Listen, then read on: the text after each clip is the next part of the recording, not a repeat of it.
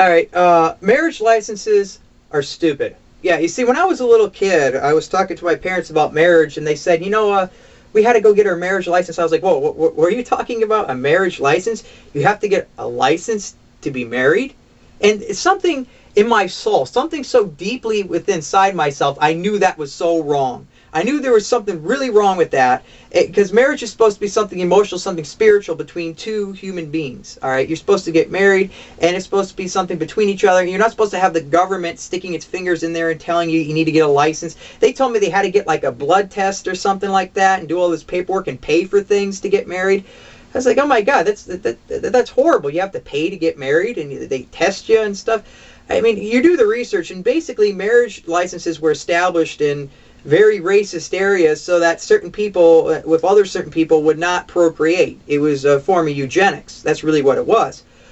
And you read a lot of the stuff about marriage licenses, and what they're doing is they're forming a corporation.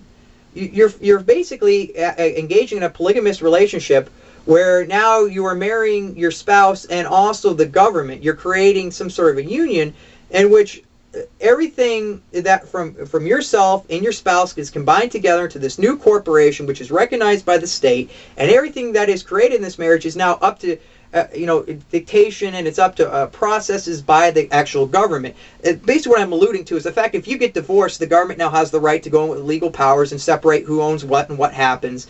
And it also goes into all the products of your marriage of being property of the state, including your children.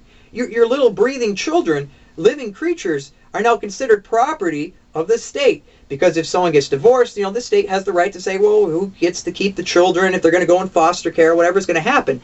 So what you've done is you entered a polygamous relationship in which everything that you create is now property of the state, including living creatures. Think about that. I mean, marriage is supposed to be something spiritual, and instead we've turned it into some sort of a government process, some sort of government business. Think about that.